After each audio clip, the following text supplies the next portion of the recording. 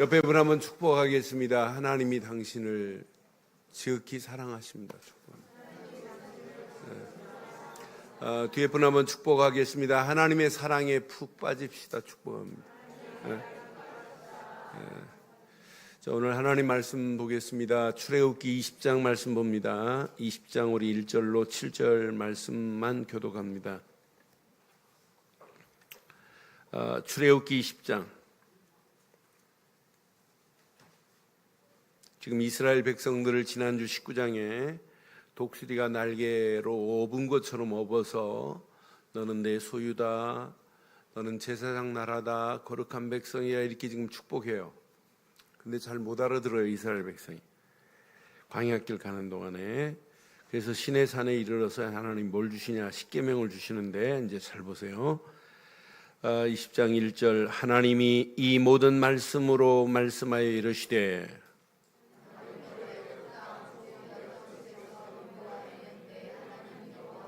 너는 나 외에 다른 신들을 내게 두지 말라.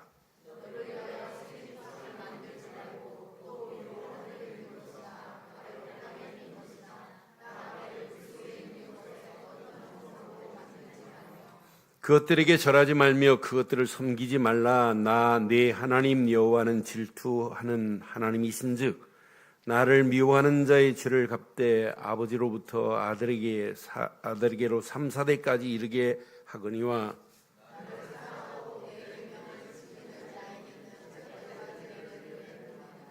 함께합니다. 너는 네 하나님 여호와의 이름을 망령되게 부르지 말라.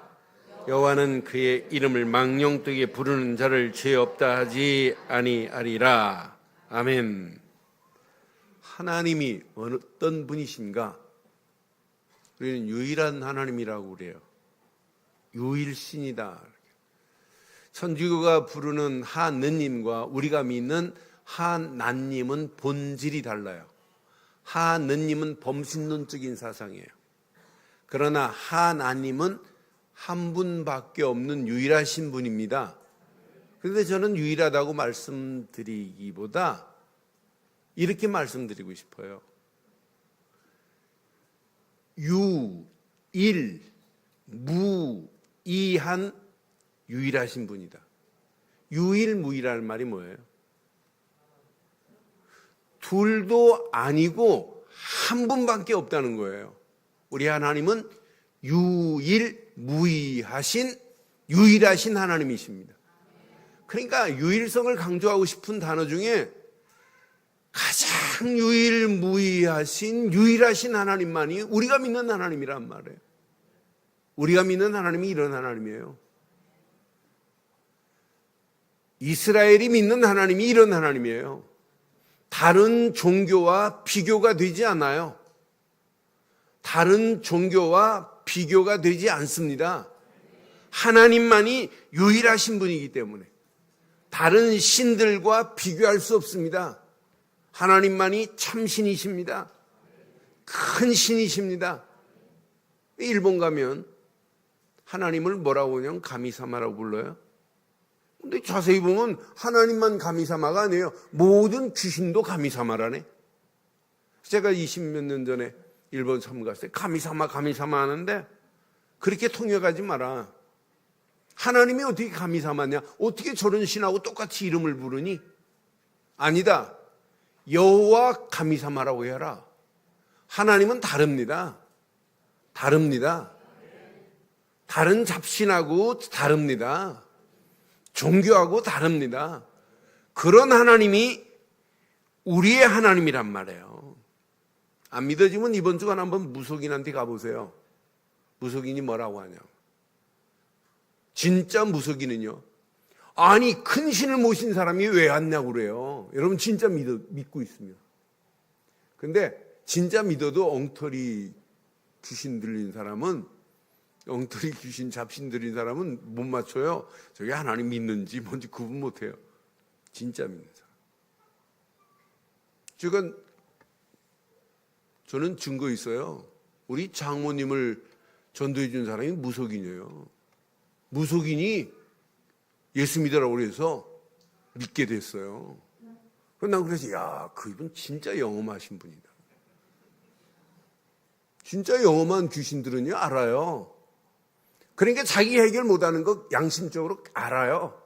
그래서 정답을 말할 때는 나는 해결 못한다. 너는 이것 가지고 안 돼. 너는 큰 신한테 가. 참 신한테 가라는 말을 무속인도예요. 그럼 오늘 이스라엘 백성들이 진짜 하나님만이 유일하신 분인가? 라는 사실을 믿고 있느냐? 안 믿어요. 430년 동안 애굽 땅에 있다가 지금 출애굽하는 과정에 광야길 오는 동안에 하나님만이 유일하십니다. 믿느냐? 안 믿어요. 그럼 이스라엘 백성만이 하나님만이 유일하신 분이다. 안 믿냐? 우리도 마찬가지예요. 문제에 만나면 유일하신 하나님 안 찾고 문제를 해결하려고 하는 우리들의 모습, 내 모습을 한번 확인해 보세요. 이스라엘 백성만 문제가 아니에요. 오늘 우리가 신앙생활하고 가는 저와 여러분도, 저도 그렇고 여러분도 그렇고 심각한 문제가 왔다. 안 믿어요. 9월 9일 9시에 전쟁이 일어난대요. 불안해요? 전쟁은 누구 손에 있어요? 하나님 손에 있어요. 김정은이 손에 있는 것도 아니고 트럼프 손에 있는 것도 아니고 아베 손에 있는 게 아니에요. 하나님 손에 있어요. 그래도 우리는 두려워할 필요 없어요. 9월 9일 9시라네.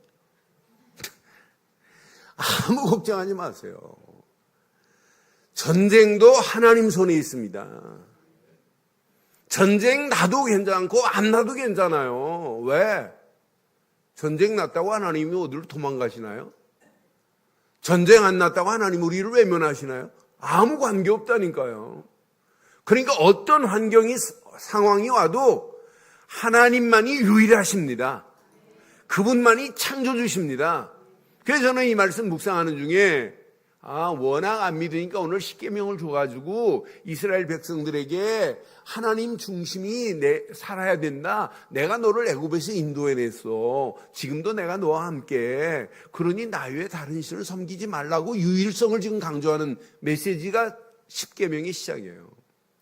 그럼 오늘 저는 이 말씀 중심으로 제목을 이렇게 삼았습니다. 함께 하겠습니다. 시작. 나의 하나님만이 유일하신 창조주십니다. 다시 한번 하겠습니다. 시작. 나의 하나님만이 유일하신 창조주. 이스라엘의 하나님만이 아니에요. 나의 하나님이 이런 분입니다. 이런 나의 하나님이 나와 함께 한다면 문제될 게 뭐 있겠어요? 아무 문제 안 돼요. 그럼 이스라엘의 영적 상태를 한번 보세요. 광야길 가는 동안에 이스라엘의 영적 상태를 한번 잘 진단해 보면 그 모습이 내 모습일 수 있어요. 430년 동안 지금 이스라엘 백성이 잘못된 것에 지금 깊이 뿌리 내리고 체질되고 각인됐어요. 여러분, 좋은 것이 전달이 잘 될까요? 나쁜 것이 전달 잘 될까요? 애가 욕도 못하는 아이가 학교 가서 욕 배워 옵니까? 안 배웁니까? 학교에서 좋은 거 배워요? 나쁜 거 먼저 배워요? 유치원만 가도 애가 욕도 못하는 아이가 욕 배워하고 그래요. 제가 어렸을 때 자이를 탔습니다. 등산 정도가 아니에요. 등산은 재미없어서 산 절벽에 150m 절벽에 줄 두 줄 내리고 두 줄, 군대도 안 간 청년이 두 줄 타고 내려와요. 이런 자이를 타러 다녔어요. 한 번 자이를 타면 한 2박 3일씩 타요. 아이 텐트 차 안에서 텐트 쳐놓고 자일 타고 계속 자일만 타는 게 아니에요. 정상 꼭대기에다 줄을 타고 그걸 케이블이라고 그래요. 케이블 타고 줄 끊어지면 가는 거예요. 그 정도가 아니에요. 지금은 이렇지만 옛날엔 진짜 날라다녔어요. 바위에다가 징을 받고 올라가는 하경까지 했어요. 그러니까 2박 3일 걸려요. 한 번 산에 가면. 그런데 이 동아리에 캡틴이 저보다 한 4년 선배인데 말을 안 해요. 욕으로 말을 해요. 욕이 창조적 욕만 해요. 일반 욕은 안 해요 또. 그럼 한 3일 같이 있다가 오면 나도 모르게 별거 아닌 상황인데도 나도 모르게 입이 막 팍팍 튀어나와요. 한 2, 3일밖에 안 있었는데. 그래서 가면서 그래요. 집에 들어가기 전에 하이타이로 입을 좀 닦고 들어가자 하는데 닦아도 안 됩니다. 이렇게 잘못된 게 이렇게 배요. 근데 430년 동안 잘못된 문화 속에 있었는데 잘못된 이상한 신에 붙잡히는 것을 봤는데 이스라엘 백성들이 430년 동안 뿌리 내리고 체질되고 각 있는 것이 금방 해결됐겠어요? 안 돼요. 이스라엘 백성만이 아니라 저와 여러분도 마찬가지예요. 오늘 이 말씀 여러분 잘 적용하시면 상대방이 이해가 될 겁니다. 뿌리가 바뀌는 과정이구나. 체질이 바뀌는 과정이구나. 각인이 바뀌는 과정, 이해가 될 수 있어요. 오늘 이스라엘을 자세히 보면 430년 동안 어떤 문화냐면 애굽 문화 자체가 다민족 문화예요. 다민족 문화는 나일강 중심으로 하류는 제일 밑에는 어느 나라가 있냐면 이집트가 있어요. 이집트라는 나라는 함의 두 번째 아들 미스라임이 하나님 없는 문화를 만들어냈어요. 그래서 미스라임 문화라고 그래요. 이집트 문화는. 나일강 하류의 이집트의 문화가 하나님 없는 문화란 말이에요. 중류로 보면 수단이라는 나라가 있는데 수단은 누비아라고 하는 문화가 수단 나라를 지배하고 있어요. 하나님 없는 문화예요. 상류는 뭐냐? 이디오피아 구스 문화라. 구스가 지배하는 나라라. 이렇게 다문화 속에 하나님 없는 문화 속에서 지금 430년 동안 대를 이어서 이스라엘 백성이 애굽에 살았다가 나온 거예요. 여기다가 종교는 얼마나 다양한지 몰라요. 이스라엘 애굽 종교가 하류에 보면은 멤피스라고 하는 태양신, 여러분 잘 아는 라신이라고 그래요. 라신. 태양신을 숭배하는 멤피스가 존재하고 있고, 중류에는 중류지방 나일강 중류에는 테베라고 하는 지역에는 뭐가 지배하냐면 공기와 바람을 지배한다고 하는 아몬신이라고 하는 신이 존재를 해요. 그런데 진짜 토착신이 뭐냐? 애굽에 신 중에 신이라고, 최고의 신이라고, 바로가 신이에요. 그래서 바로가 뭐라고 그래요? 나일강의 주인이래. 지가 나일강의 소유주는 나다. 그래서 에스겔서 29장에 보면 나일강의 악어라고 표현되어 있어요. 바로가. 그러니까 아침마다 지가 주인이라 아침마다 나일강을 산책해요. 바로가. 그러면서 이 나일강은 누구다? 내 거다 이 말이에요. 이렇게 바로가 토착신이에요. 바로가 신이라니까. 그런데 뭐라고 하냐면 나는 매와 같다 그래. 내 눈은 매와 같아서 너희 모든 백성들을 내가 감찰하노라. 바로가 이러네. 싸가지 없게. 아니 그 정도가 아니에요. 바로가 얼마나 건방진가 봐요. 나는 태양의 아들이다. 나는 밤에는 달의 아들이다. 그래서 내가 문명을 비춰주는 빛이다 그러네. 빛은 예수밖에 빛이 없어요. 그런데 바로가 지가 빛이래. 얼마나 건방지고 싸가지 없어요. 하나님 앞에서. 이런 신의 토착신의 백성들이 진짜인 줄 알아요. 야, 바로만 바라보고 살면 되는구나. 이런 가운데 이스라엘 백성들도 430년 동안 살았어요. 창조주 하나님? 몰라요. 유일하신 하나님? 없어요. 이런 가운데 430년 동안 있다가 하나님의 은혜로 6월절 어린 양의 피 바르는 순간에 빠져나왔어요. 그럼 이스라엘 백성이 요셉 있을 때만 봐도 사실은 여호와를 알게 해서 바로가 꼼짝 못했어요. 이스라엘 백성들을 학대 안 했어요. 요셉을 알지 못하는 왕이 계속 나오다가 보니까 148년 동안 완전 극심한 노예 생활로 끌려갈 수밖에 없는 상황에 치달을 수밖에 없었던 모습을 우리는 이미 잘 알고 있잖아요. 그런데 430년의 긴 어둠의 터널에서 하나님의 은혜로 6월절 어린 양의 피를 바르고 빠져나왔다면 우리가 지금까지 잘못된 부분들이 너무 많구나. 우리에겐 유일하신 하나님만 붙잡아야 되는구나. 그래서 아브라함 할아버지에게 가나안이라는 약속을 주었구나. 아브라함 할아버지만 생각해도 우리 조상들에게 약속하신 약속의 주인공 메시아가 오시면 끝나는구나, 이렇게 붙잡으면 돼요. 야곱이 죽었어요, 창세기에.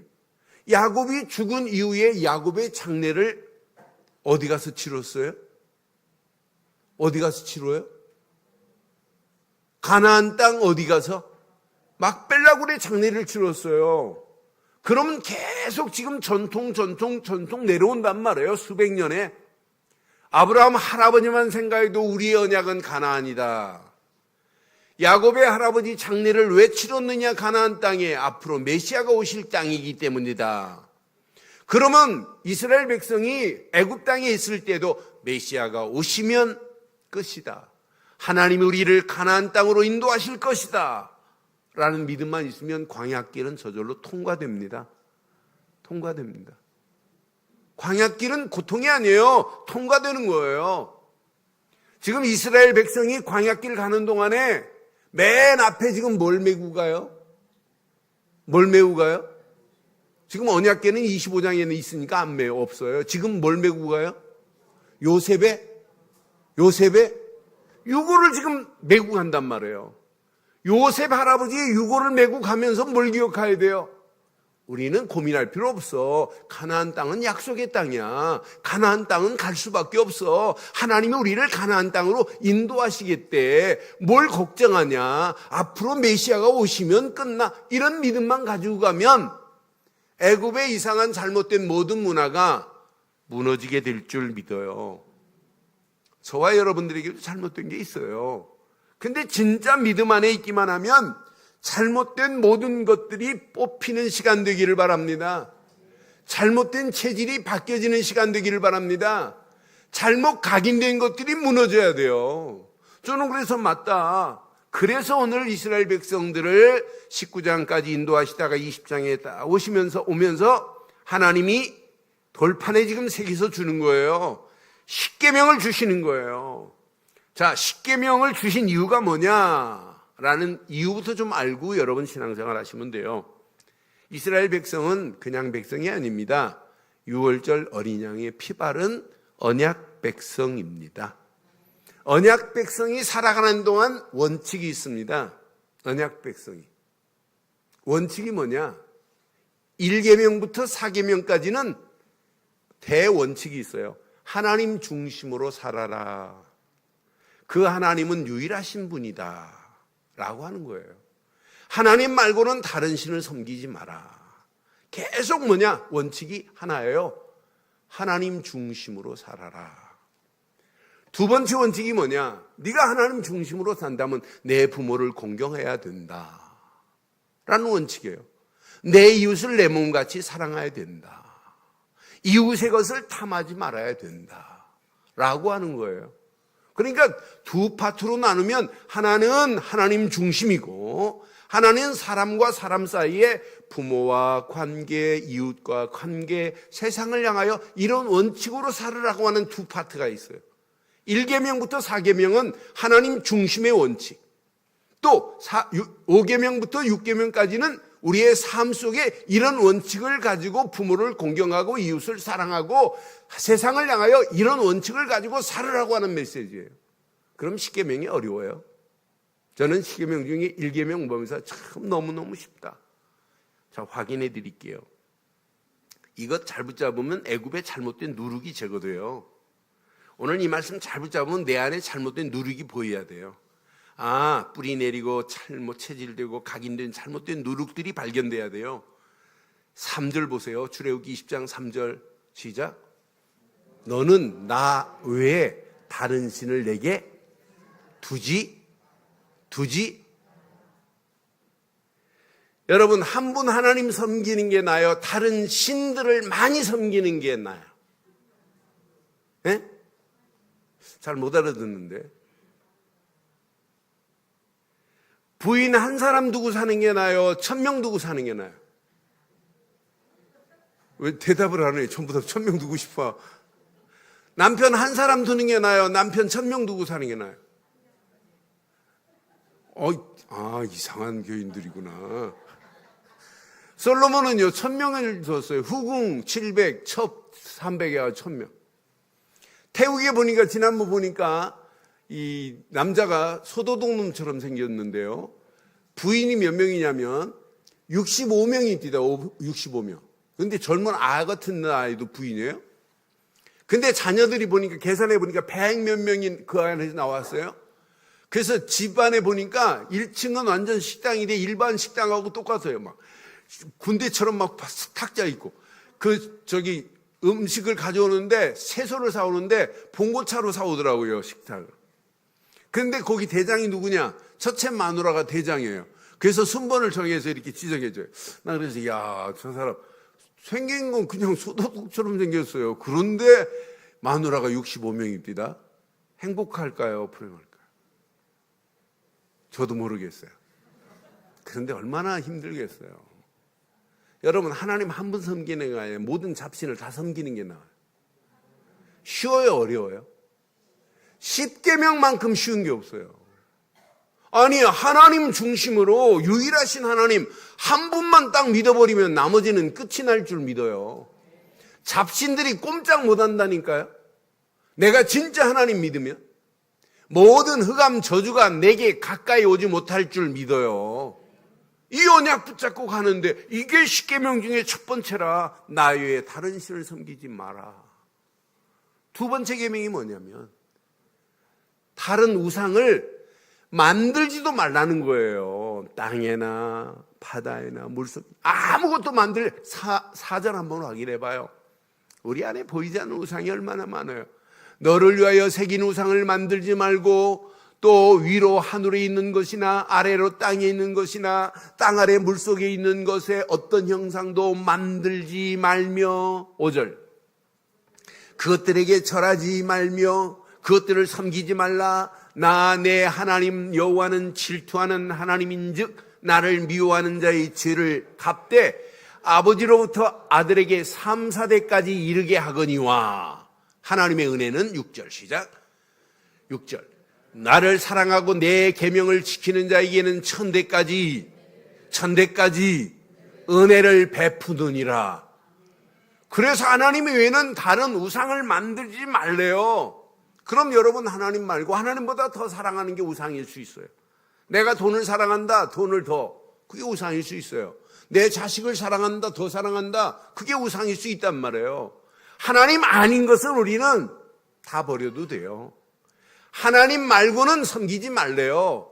우상을 만들지 말래요. 절하지도 말래요. 섬기지 말래요. 우상 숭배하면 하나님이 자손 3, 4대까지 그 죄를 전가시키겠다는 거예요. 그러나 은혜는 천대까지 베풀어 주실 줄 믿어요. 그럼 오늘 보세요. 진짜 유일하신 하나님, 유일무이하신 하나님, 창조의 하나님, 그 하나님 중심으로 내가 산다면 당연히 예배는 돼요. 그래서 네 번째 계명을 뭐라고 줬냐면 7절 너는 내 하나님 여호와 이름을 망령되게 부르지 말라. 여호와는 그의 이름을 망령되게 부르는 자를 죄 없다 하지 아니하리라고 세 번째 계명을 주면서 하나님 중심의 삶을 살면 네 번째는 저절로 돼야 돼요.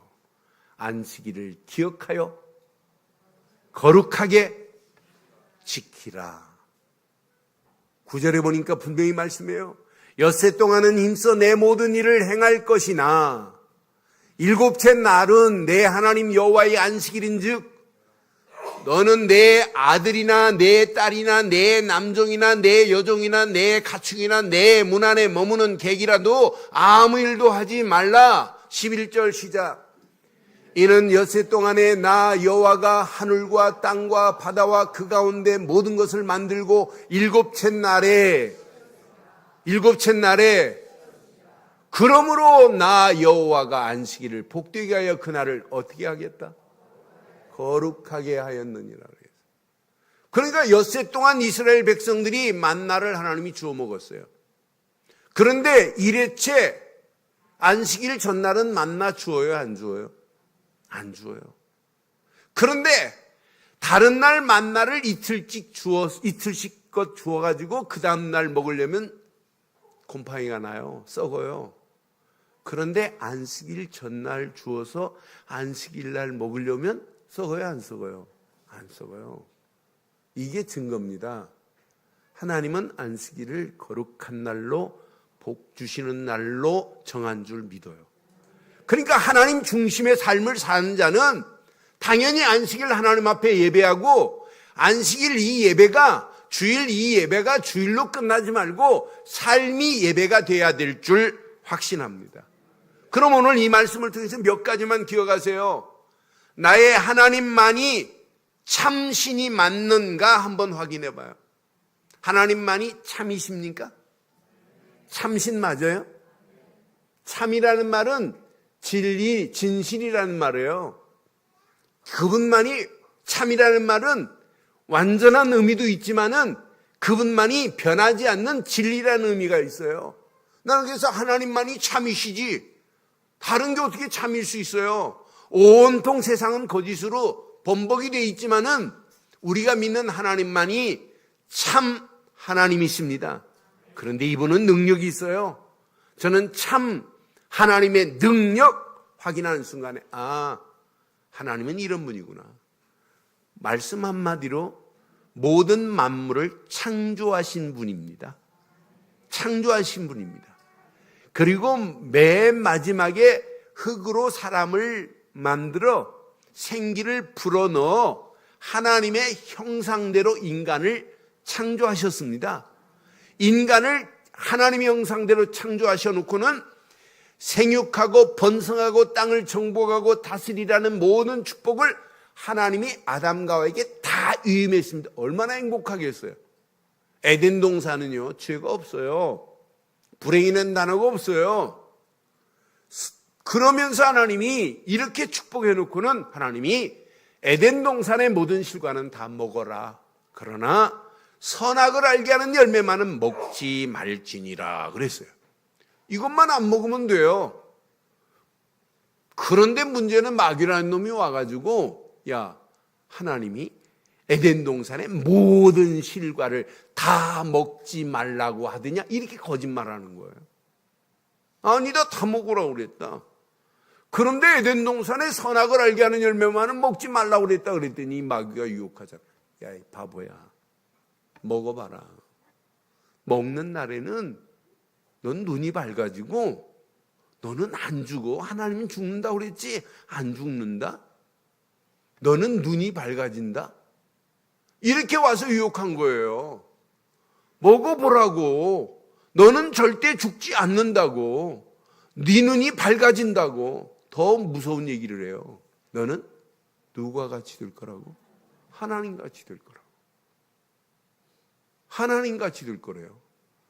그 유혹에 어리석게 아담과 하와가 선악을 알게 하는 열매를 따먹음과 동시에 에덴 동산의 모든 이렇게 릴레이트한 축복이 완전히 깨졌어요. 이게 인간의 문제라. 이게 인류의 문제라. 이게 전 세계의 문제라. 하나님 없는 상태란 말이에요. 하나님과 관계가 두절된 영적 상태라. 이런 가운데 하나님께서 하나님을 떠나서 동산나무 그늘 밑에 선악을 알게 하는 따먹은 아담과 하와가 그늘 밑에 숨어 있잖아요. 아담과 하와가 숨어있는 그에게 하나님은 찾아오셔서 아담과 하와에게 가죽옷을 지어펴 주시는 하나님 보세요. 하나님은 하나님과 관계가 끊어진 아담과 하와의 상태를 회복시키려고 계획하신 분이 하나님이십니다. 회복하겠다고 사랑을 다시 베푸르신 분이 누구냐? 하나님이십니다. 저는 하나님의 능력은 위대합니다. 말씀 한마디로 모든 걸 창조하시는 능력입니다. 우리 인간을 하나님의 형상, 자기 형상대로 만드신 분입니다. 하나님은 우리와 지금 함께 살기를 원합니다. 그런데 하나님이 아담과 하와로 말미암아 두절된 우리를 다시 회복시키시려고 하는 하나님의 참 하나님의 사랑 보세요. 저는 하나님의 사랑을 생각할 때마다 너무너무 귀하다. 아담과 하와에게 가죽옷을 지어 입혀주시는 하나님의 사랑. 가죽옷은 한 마리의 짐승이 죽어야만이 가죽옷이 입혀지는 거예요. 하나님의 사랑. 독생자 예수를 이 땅에 보내서 십자가에서 물과 피를 다 쏟게 하셔서 하나님 만나는 길을 내주신 분이 하나님의 은혜인 줄 믿어요. 하나님의 사랑인 줄 믿어요. 하나님의 사랑이 아니면 어떻게 우리가 하나님 만날 수 있어요?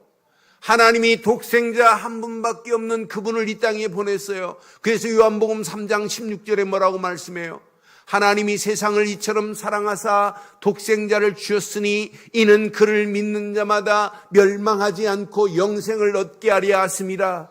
하나님이 저와 여러분들을 사랑하셔서 독생자 예수 그리스도를 이 땅에 보내주신 줄 믿습니다. 그분이 십자가에서 물과 피를 다 쏟으사 하나님 만나는 새로운 산 길을 열어주신 줄 믿어요. 그분이 아니면 우리가 어떻게 하나님을 만날 수 있어요? 그분의 십자가의 보혈의 피가 아니면 어떻게 하나님을 만나요? 어떻게 우리의 고통이 끝나요? 안 돼요. 그분이 십자가에서 물과 피를 다 쏟으시면서 모든 고통을 다 해결하시고 하나님 만나는 길을 내주신 참 선지자 되신 줄 믿어요. 그분은 우리의 모든 죄, 원죄, 자범죄, 우리 부모가 우상 숭배했으면 이 죄가 3, 4대까지 이르는데 이런 죄를 할지라도 로마서 8장 2절에 보니까 죄와 사망의 법에서 저와 여러분들을 완벽하게 해방시켜 주신 줄 믿습니다. 믿기만 하면 우리의 모든 죄를 다 그분이 도말하셨어요. 다 씻어버려요. 믿기만 하면. 그 죄를 해결하신 참 제사장 되신 예수님만이 우리의 모든 죄를 다 해결해 주신 줄 믿습니다. 그분은 우리 인생의 만왕의 왕으로 오셔서 참 왕으로 오셔서 사단의 머리를 깨시고 우리를 건져내신 분입니다. 요한일서 3장 8절에 보니까 하나님의 아들이 이 땅에 오신 것은 마귀의 일을 멸하려 하심이라. 마귀의 모든 세력을 단번에 꺾으시고 우리를 건져내신 그분, 하나님이 보내신 예수 뿐인 줄 믿어요. 그런 예수를 우리는 그리스도로 믿습니다. 그리스도를 믿는 믿음 안에 있기만 하면 뭐가 보이냐? 하나님의 풍성한 사랑, 하나님의 은혜가 체험되게 되어 있어요. 저는 그래서 복음을 누리면 누릴수록 하나님에 대한 은혜가 너무 감사하고 하나님께 감사할 수밖에 없어요. 저는 하나님의 사랑, 그 극진하신 사랑으로 바다를 먹물 삼고 하늘을 두루마리 삼아 하나님의 사랑을 기록해도 기록할 수 없다는 찬양을 부를 때마다 야, 진짜 멋있다. 하늘을 두루마리 삼고 바다를 먹물 삼아서 나를 사랑하신 하나님의 사랑을 기록해도 기록할 수 없대요. 하나님은 이런 분이십니다.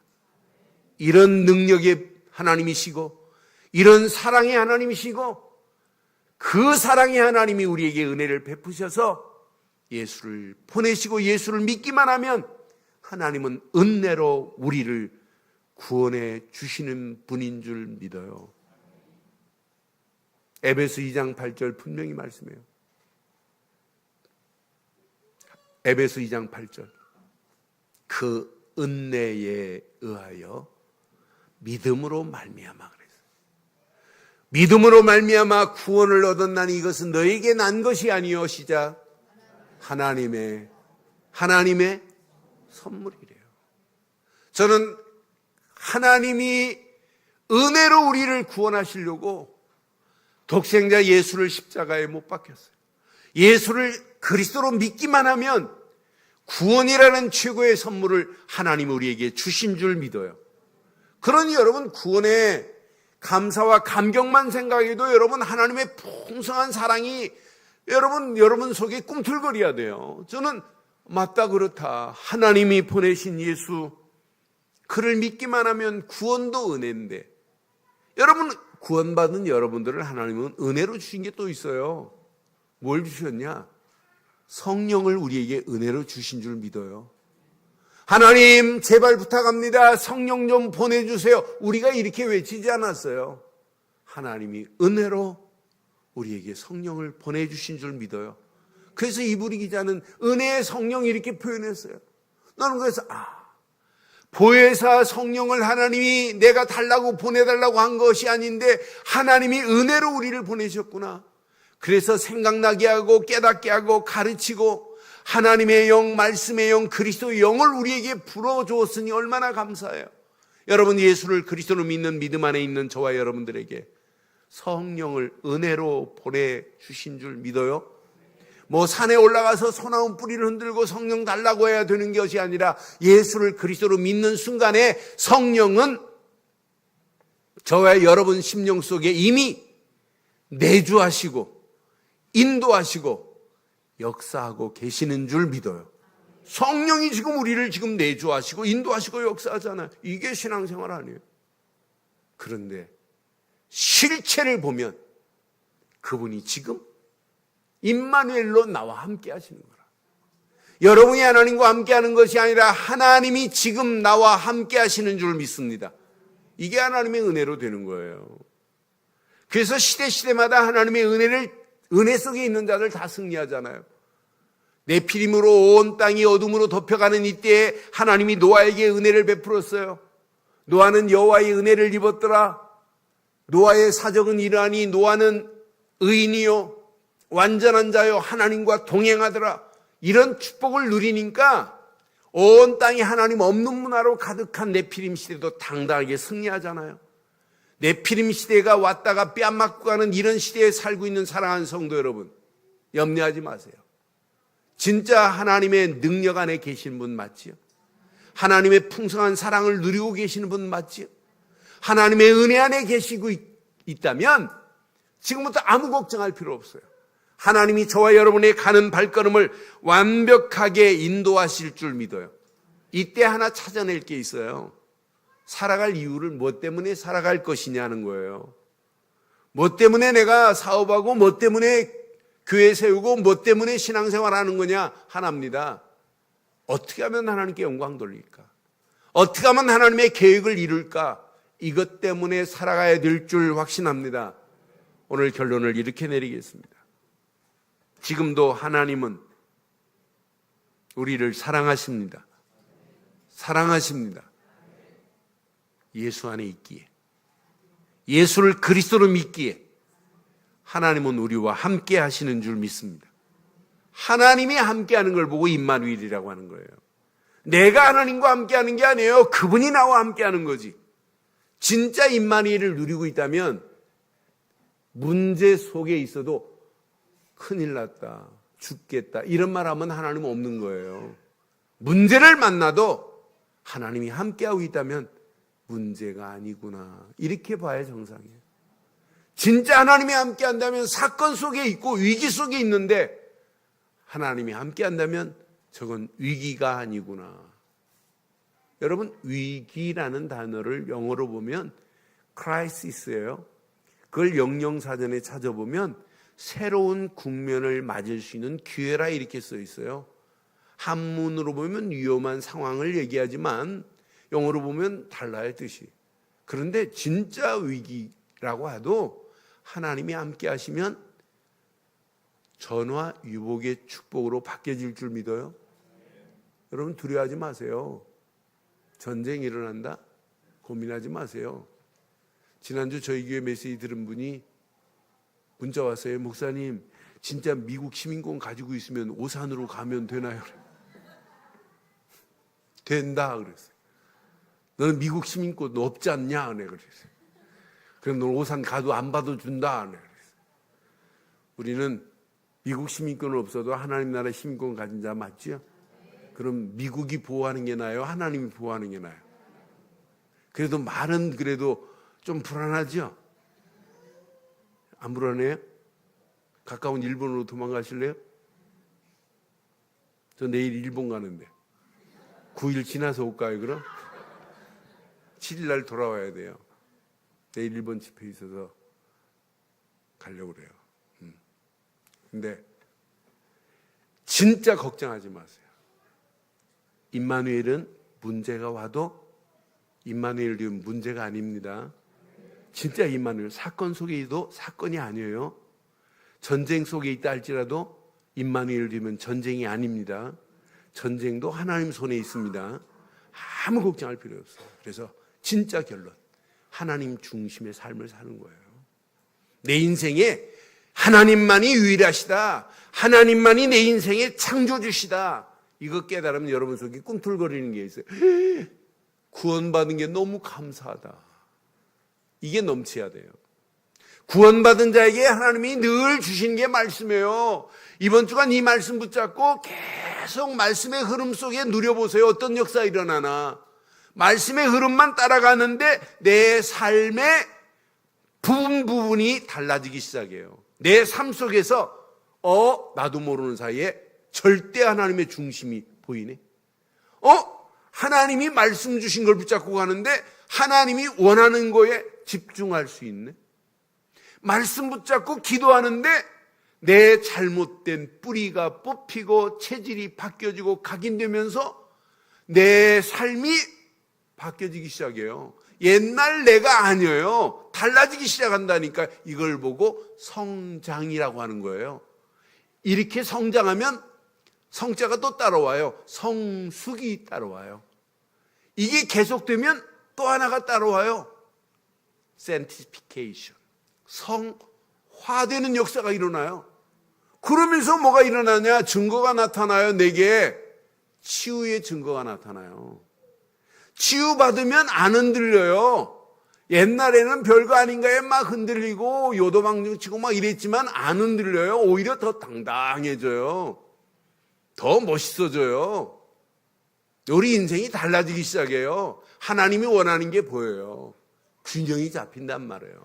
그러면서 살아갈 이유가 발견되어지는 이런 한 주간의 시작이 되기를 주의 이름으로 축원합니다. 우리